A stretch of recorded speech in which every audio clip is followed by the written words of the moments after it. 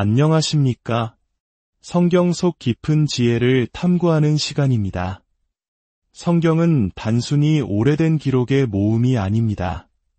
그것은 처음부터 끝까지 하나의 거대한 이야기를 관통하는 살아 숨쉬는 이미지와 상징으로 가득 찬 위대한 서사시입니다. 오늘 우리는 그 수많은 이미지들 중에서도 가장 근원적이고 강력한 상징, 바로 빛에 대해 이야기 나누고자 합니다. 이 빛의 이야기가 여러분의 마음에 깊은 울림을 주고 삶의 길을 밝히는 등불이 되기를 소망합니다. 본격적인 이야기에 앞서 오늘 이 시간이 여러분에게 은혜로운 깨달음을 준다면 좋아요와 공유를 통해 이 빛의 메시지를 주변 분들과 함께 나눠주시길 바랍니다. 하나님의 말씀을 전하는 이 길에 여러분의 구독은 저희에게 큰 힘이 됩니다. 이 영상을 보는 모든 분들의 삶에 하나님의 평강과 은총이 가득하기를 기도합니다. 우리에게 너무나도 잘 알려진 요한복음의 서두는 이렇게 시작합니다. 태초에 말씀이 계시니라. 하지만 요한은 말씀에서 멈추지 않습니다. 그는 곧바로 우리의 시선을 빛으로 이끕니다.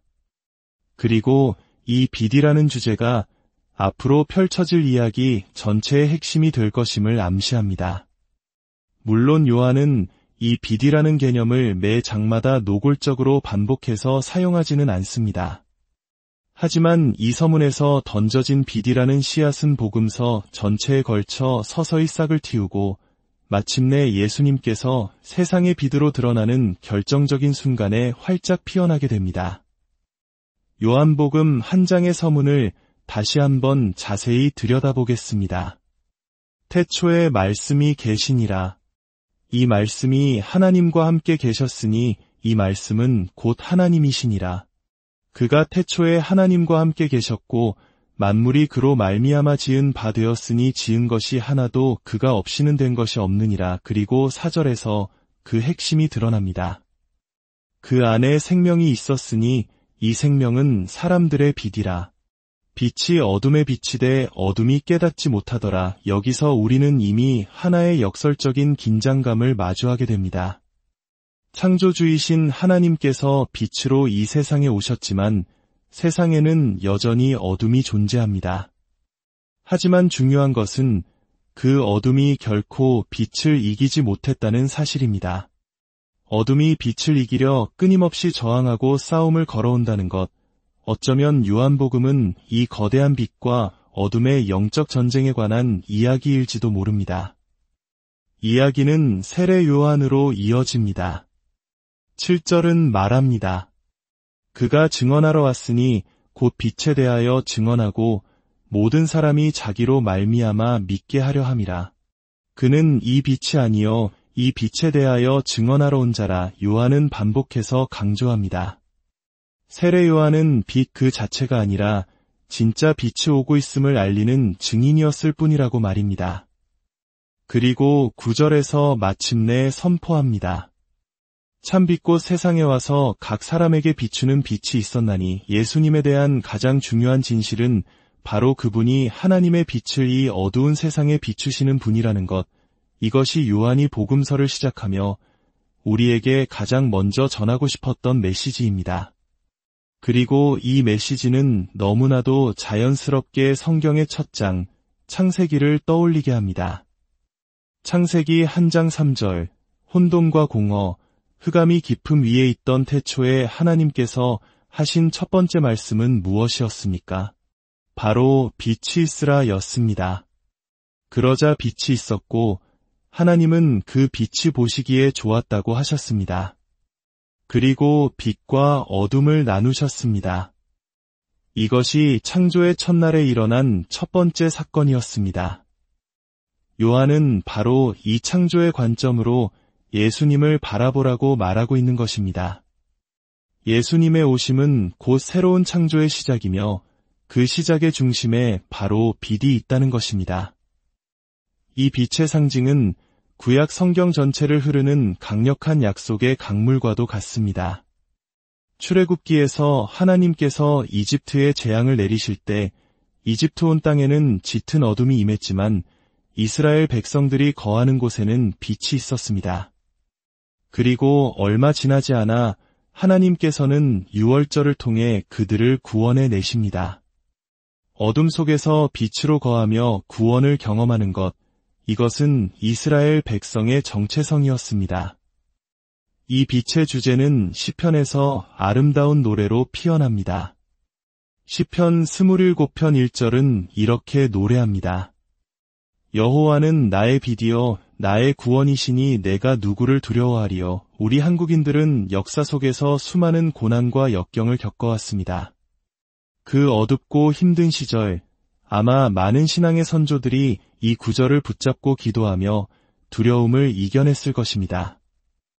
주님께서 나의 빛이 되어주신다는 믿음은 가장 깊은 절망 속에서도 우리를 일으켜 세우는 힘이 됩니다.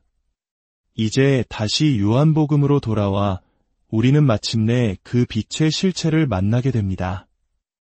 요한복음 8장 12절에서 예수님은 스스로를 이렇게 선포하십니다.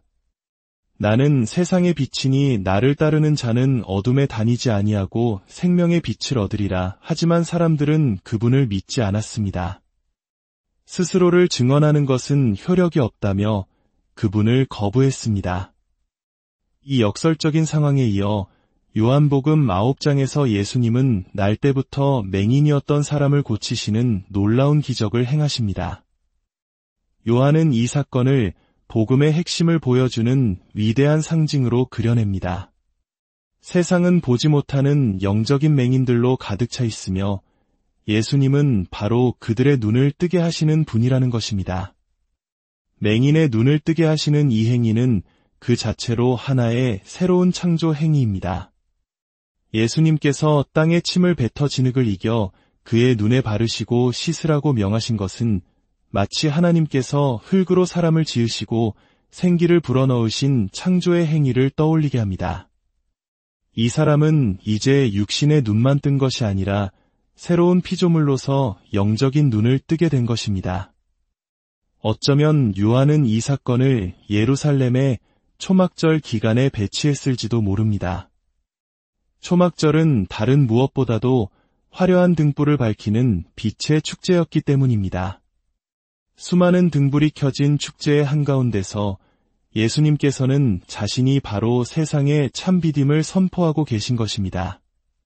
사실 요한복음에는 기록되어 있지 않지만 마태, 마가, 누가복음에 등장하는 변화산 사건은 이 빛의 주제가 가장 극적으로 드러나는 순간입니다. 잠시 동안 제자들의 눈이 열리고 그들은 예수님의 본래 모습을 보게 됩니다. 그분의 얼굴은 해와 같이 빛나고 옷은 빛과 같이 희어졌습니다. 그곳에서 예수님은 율법을 상징하는 모세와 예언자를 상징하는 엘리야와 함께 말씀하고 계셨습니다. 구약의 모든 율법과 예언이 바로 세상에 비치신 예수님을 향하고 있음을 보여주는 장엄한 광경입니다. 요한은 이단 한 번의 사건 대신 복음서 전체에 걸쳐 예수님 안에 있는 아버지의 빛이 어떻게 세상을 비추는지를 그려내고 있는 셈입니다. 세상에 비치신 예수님의 이야기는 이제 그분을 따르는 우리들의 소명으로 이어집니다. 마태복음 5장 산상수훈의 서두에서 예수님은 제자들에게 충격적인 말씀을 하십니다. 너희는 세상의 빛이라. 이 말씀은 이스라엘이 본래 세상에 감당해야 했던 역할, 즉 세상에 빛을 전하는 백성이 되어야 한다는 사명을 이제 예수님을 따르는 새로운 공동체가 이어받았음을 의미합니다. 하지만 예수님은 경고하십니다. 등불을 켜서 등경 위에 두지 말 아래에 두지 않는다고 말입니다. 빛을 우리 자신만을 위해 가두어 두려고 할 때 그 빛은 잠시 밝아 보일지 몰라도 결국은 꺼져버릴 것이라고 경고하십니다. 어두운 밤바다를 항해하는 배들을 인도하는 등대를 상상해 보십시오. 등대는 사방의 창문을 내어 빛을 멀리까지 비춥니다. 하지만 만약 그 창문 대신 거울을 사방에 두른다면 어떻게 될까요? 등대 안은 눈부시게 밝아지겠지만 밖의 세상은 여전히 칠흑 같은 어둠 속에 있을 것입니다. 우리는 빛의 백성이라는 사실에 스스로 도취되어 세상을 향해 빛을 비추는 본분을 잊어서는 안 됩니다. 사도 바울은 이 빛의 사명을 누구보다 깊이 이해했던 인물이었습니다. 그는 이사야 49장의 말씀을 자신의 사역의 핵심으로 삼았습니다. 내가 또 너를 이방의 빛으로 사마나의 구원을 베풀어서 땅 끝까지 이르게 하리라. 이스라엘을 회복시키는 것을 넘어 이방인들에게 빛이 되어 하나님의 영광을 땅 끝까지 전하는 것, 이것이 바울이 이해한 자신의 소명이었습니다. 사도행전 26장에서 바울은 아그리빠 왕 앞에서 자신의 삶을 해고하며 다메섹 도상에서 만난 예수님께서 자신에게 주신 사명을 이렇게 증언합니다. 그 눈을 뜨게 하여 어둠에서 빛으로 돌아오게 하고 이스라엘 백성이 품고 있던 빛, 그 빛은 이제 예수님 안에서 온전히 집중되었고 바울은 그 빛을 세상에 전하는 대리인으로 부름받은 것입니다. 그리고 그는 이렇게 결론 내립니다. 그리스도께서 고난을 받으시고 죽은 자 가운데서 부활하사 이스라엘 백성과 이방인들에게 빛을 전하실 것이라는 것, 이것이 바로 모든 선지자와 모세가 예언했던 바라고 말입니다. 그렇습니다.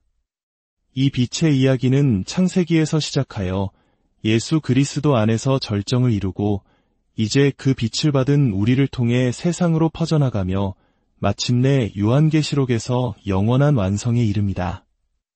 요한계시록이 그리는 새 하늘과 새 땅, 새 예루살렘 성에는 더 이상 해나 달의 비침이 쓸 데가 없습니다.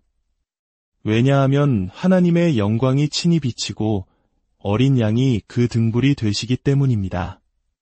마침내 창조된 빛이 아닌 빛의 근원이신 하나님과 어린 양께서 우리와 영원히 함께 거하시는 것입니다.